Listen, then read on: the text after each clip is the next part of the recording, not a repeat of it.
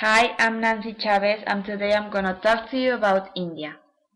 Today, we're gonna learn about India in the 19th century. Let's start.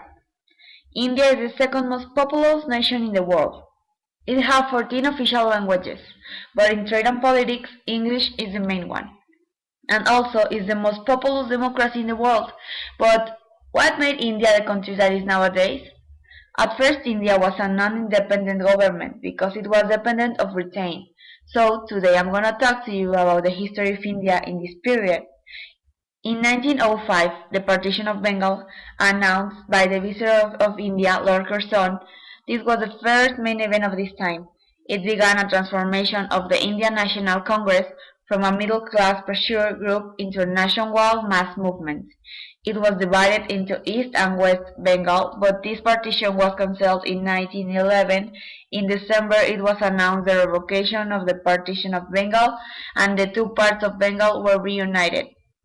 In 1906, Muslim League is formed, and this was a historical political party established in the early years of the 20th century in the British Indian Empire.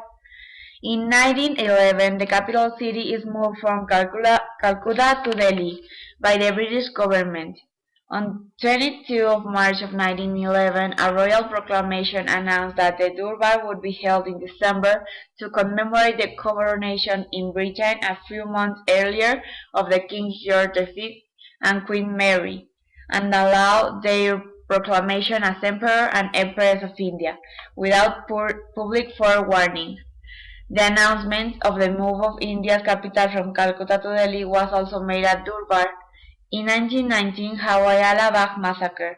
On April 13 of 1919, British Indian Army soldiers started shooting an unarmed gathering of men, women, and children.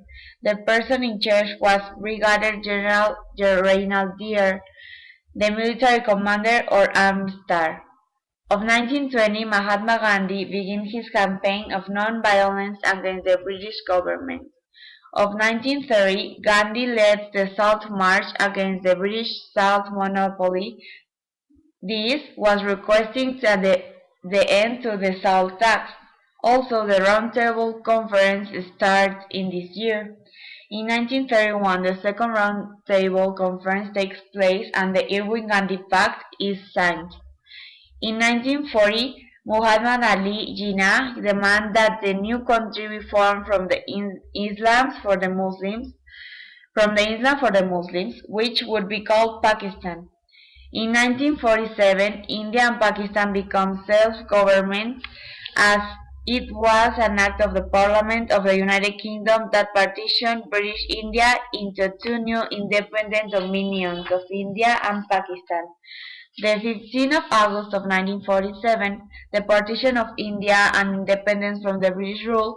Also in this year, the 3rd of June in 1947, Lord Mountbatten's plan for the partition of India comes into light.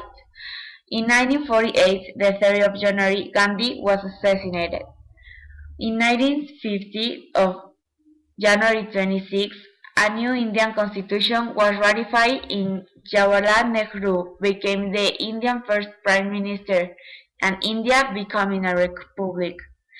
1951, the Congress Party wins the first general election under leadership of Jawaharlal Nehru. 1966, Indira Gandhi, the daughter of Jawaharlal Nehru, is elected Prime Minister and one of the first women elected to lead the nation. In 1971, India goes to the war with Pakistan over the creation of the country of Bangladesh from East Pakistan. In 1974, India detonates its first nuclear weapon. In 1984, Indira Gandhi is assassinated. 1972, India signs the Simla Agreement with Pakistan. In 1996, the Hindu National Party (BJP) becomes the major political party, and in the 2000, the population of India passed to 1 billion of people. Created using PowToon.